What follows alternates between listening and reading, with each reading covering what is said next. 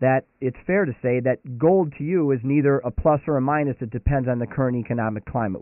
Is that a fair statement? Well, I think it's a plus, and that I think gold is money, and I think we should be on a gold standard. And I think if we were, we wouldn't be in this predicament as a nation. So I am a believer in gold as money.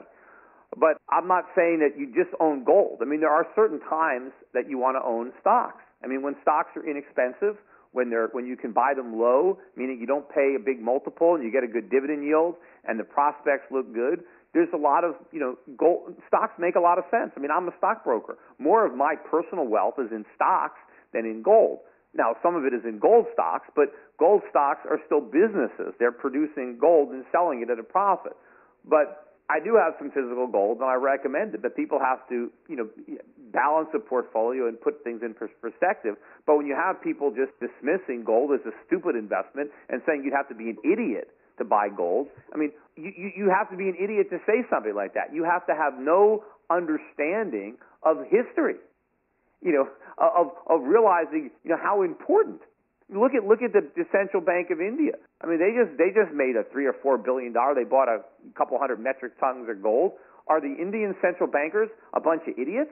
I mean, all these central banks that own gold. I mean, is it just because they're stupid and they're buying it? Well, no, you're not going to have that problem with me. I'm a jeweler and a goldsmith, so from my perspective. But what I think is really interesting to me is that at what most people think is a very high gold price, you in the face of a $1,200 gold market made a very bold prediction, and I think you said we're going to see $1,500 gold and $5,000 an ounce gold. Now, that's a pretty bold statement. And in saying 5,000, is that what, in the year 2300? When do you see this? Well, first of all, when you're talking about whether the gold price is high or low, you have to put it into perspective. You have to look at, the gold is simply a measure of the value of paper money. And the more money governments create, the more you're going to need to buy an ounce of gold. And you can look at Zimbabwe, where the price of gold, I don't even know how high it is, because it's a number that I couldn't even say. I mean, it's more than $1 trillion an ounce. I mean, what comes after a trillion? A zillion, a gazillion? I'm not really sure. But obviously, as the hyperinflation started in Zimbabwe and gold was going, went up to $100,000 an ounce, $1 million an ounce, $1 billion an ounce. I mean, people could say, well, I'm not going to buy it. It's so expensive at $1 million an ounce. Well, it really wasn't expensive, because it was just the Zimbabwe dollar that was losing value, and gold was simply letting the people of Zimbabwe know how much value their money was losing.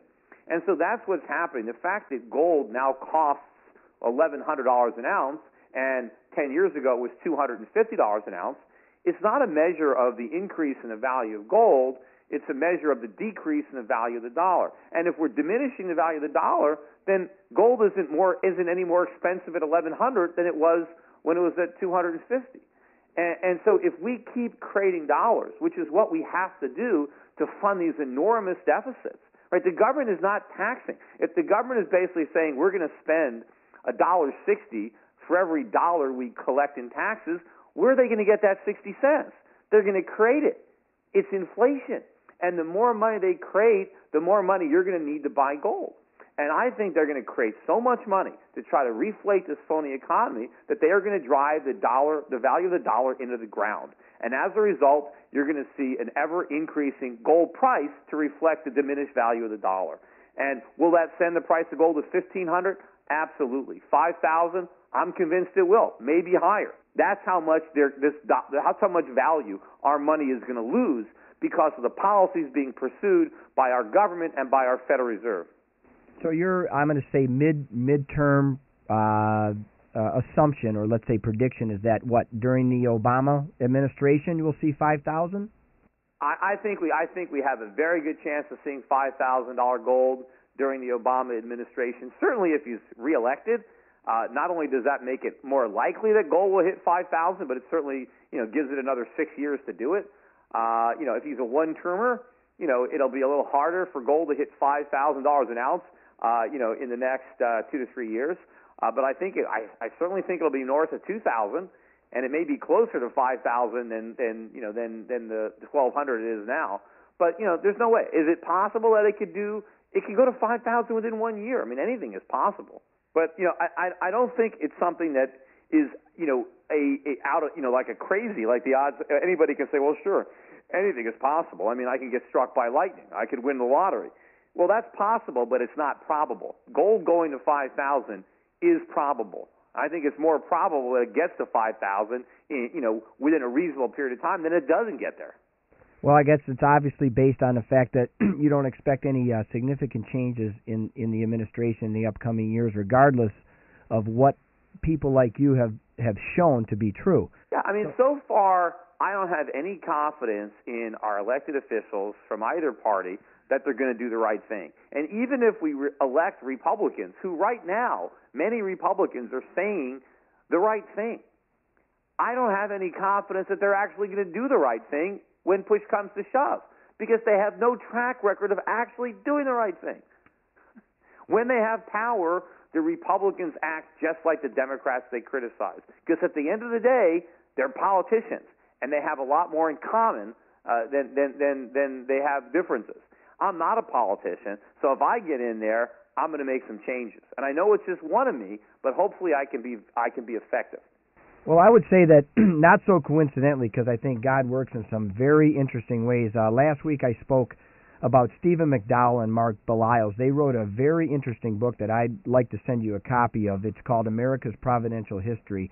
And we touched on a lot of the basic premises that you've made a business and a career out of. And that's basically getting down to the fact that the value of the American spirit and the value of a good hard day's work is something that everybody in this country was built on. This next generation just isn't seeing that. And so I'm going to encourage my listeners to call into the show at 313-838-1035. I'll give you information how to get America's Providential History. We're speaking with Peter Schiff, the Republican Senate. He's running for Republican Senate seat in Connecticut. He's one of the world's most respected economists. We're going to take a commercial break and we'll be right back.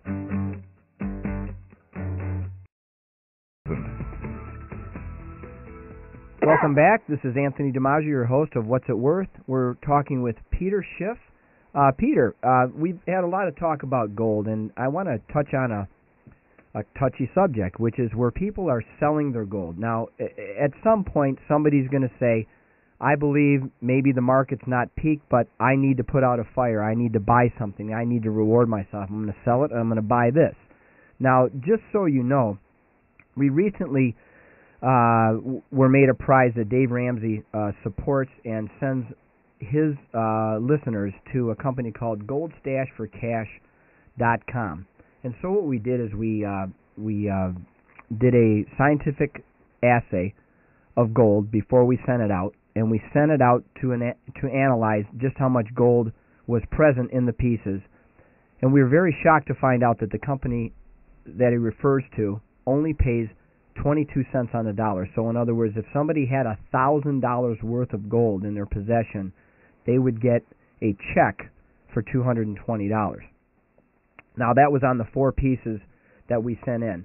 So I can only, assume that might happen every time you send in gold, and I'm sure it's not a perfect study, but at least what we did, we found out that's what happened.